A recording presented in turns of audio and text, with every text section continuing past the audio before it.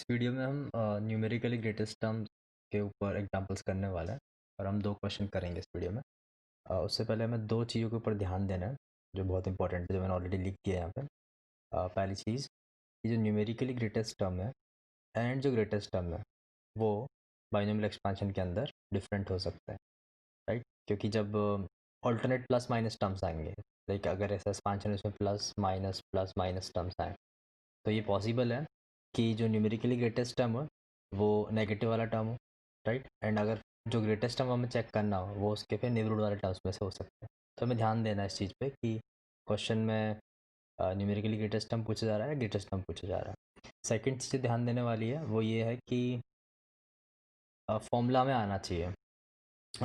अगर suppose formula नहीं आता है तो ऑलरेडी मैंने थ्योरी में क्लियर कर दिया था लास्ट वीडियो में कि कैसे बेसिक कंडीशंस को फॉलो करते हुए सॉल्व किया जा सकता है। बट अगर हमें क्वेश्चन थोड़ा फास्ट सॉल्व करना है एंड थोड़ी एक्यूरेसी लेके आनी है तो फॉर्मूला याद रखो, उससे क्वेश्चन फास्ट होगा। तो अभी हम फर्स्ट क्वेश्चन ट्राई करते हैं एंड समझते हैं। सो फर्स्ट क्वेश्चन है, it is given that T3 has a greatest numerical value in 1 minus 3x raised to 6, then find interval of x। तो नॉर्मली जो इजी क्वेश्चंस होते हैं उसमें ये पूछा जाता है कि कौन सा टर्म ग्रेटेस्ट है, बट क्वेश्चन को थोड़ा चेंज करके थोड़ा मॉडिफाई करके पूछ सकते हैं। ऑलरेडी दे दिया कि T3 जो है वो हाईएस्ट टर्म है एंड हमसे जो पूछा जा रहा है वो पूछा जा रहा है इंटरवल ऑफ एक्स, ये हमसे पूछा जा रहा है। तो सॉल्व करके देखते हैं, समझते हैं। तो यहाँ पे अगर हम फॉर्मूले के हिसाब से जाते हैं तो मैं फटाफट टैली कर देता हूँ। n6 है, a1 है, b का जो वैल्यू है वो -3 है, फाइन।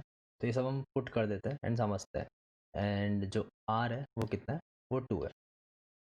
तो सब कुछ अगर पुट किया जाए, क्योंकि T3 ग्रेटेस्ट टर्म है तो इसकी वजह से जो r की वैल्यू है वो 2 आ रही है।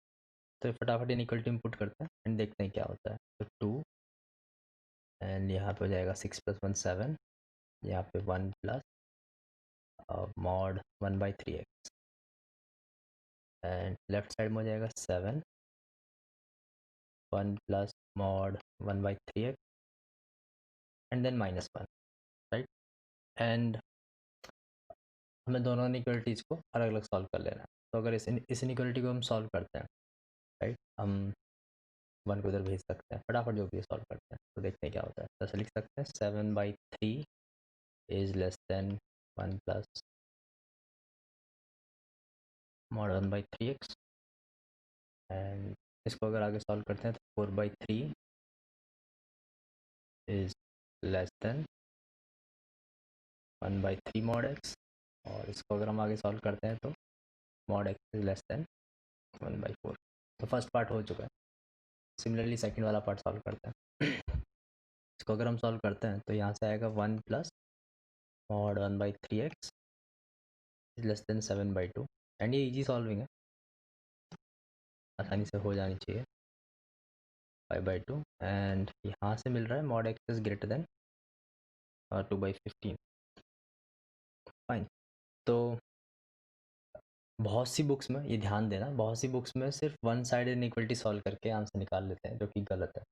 तो उस पर ध्यान देना जब भी अगर ऐसे, क्योंकि अगर सिर्फ न्यूमेरिकली ग्रेटेस्ट टर्म पूछा जाए तो वन साइड इनइक्वलिटी से काम चल जाता है। लाइक लोगों को हिंट लग जाती है, फॉर्मूला रटा होता है कि अगर सपोज इस वाली चीज़ की वैल्यू मैं सर्किल कर रहा हूँ अभी, इस वाली चीज़ की वैल्यू इंटीजर आती है तो कितने न्यूमेरिकली ग्रेटेस्ट टर्म होते हैं, इंटीजर नहीं आती तो कितना, तो सब रटा होता है। बट अगर सपोज किसी और जगह पे वेरिएबल है और उस वेरिएबल की रेंज पूछी जा रही है तो हमें इक्वलिटी दोनों साइड से सॉल्व करनी चाहिए। से हो गया सॉल्व। हम इससे आगे अगर सॉल्व करते हैं तो यहाँ से मिलेगा कि जो मॉड एक्स है उसका जो इंटरवल है वो 2/15 से 1/4।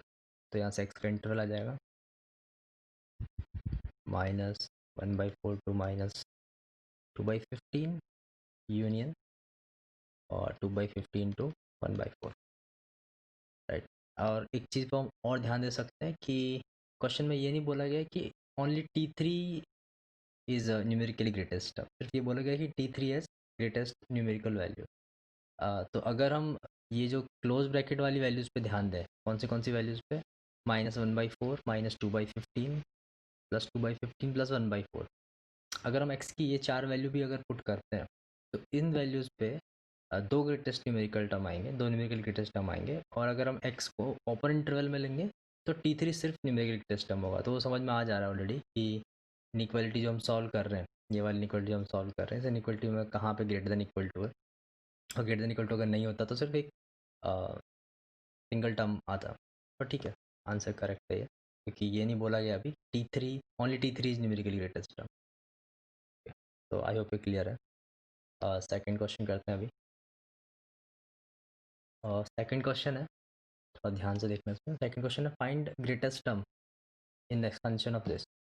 एंड अगर अब ग्रेटेस्ट टर्म की बात हो रही है अगेन, तो ये नहीं बोला गया कि न्यूमेरिकल ग्रेटेस्ट टर्म, बोला गया ग्रेटेस्ट टर्म। तो ग्रेटेस्ट टर्म होगा वो हमेशा पॉजिटिव टर्म होगा, पहली चीज़, तो इस चीज़ पर हमें ध्यान देना है। तो हम फर्स्ट चेक करते हैं कि हमारा न्यूमेरिकल ग्रेटेस्ट टर्म कौन सा है। अगर न्यूमेरिकल ग्रेटेस्ट टर्म पॉजिटिव है तो कोई प्रॉब्लम नहीं है, अगर न्यूमेरिकल ग्रेटेस्ट टर्म नेगेटिव है तो हमें नेबरहुड वाली वैल्यूज़ को भी चेक करना पड़ेगा। तो यहाँ पे अगर हम चेक करते हैं फटाफट, सो अगर हम वैल्यूज़ लिखना स्टार्ट करते हैं तो यहाँ पे n9 है, a5 है, b जो है वो 3x है, और 3x की वैल्यू फिर -7 है। एंड अब हमें फॉर्मूला पुट करना है, तो हम पहले इस चीज़ की वैल्यू फाइंड करते हैं, n+1 upon 1 plus mod a by B, right, क्योंकि फिर ये थोड़ी फटाफट सॉल्व हो जाएंगे। सो हम सॉल्व करते हैं n+1 के, तो 10 एंड 1 प्लस 5/7, ठीक है। तो फर्दर इसको अगर हम आगे सॉल्व करते हैं तो यहाँ से क्या आता है देखते हैं। तो यहाँ से आ रहा है 70/12, फाइन। तो दिस इज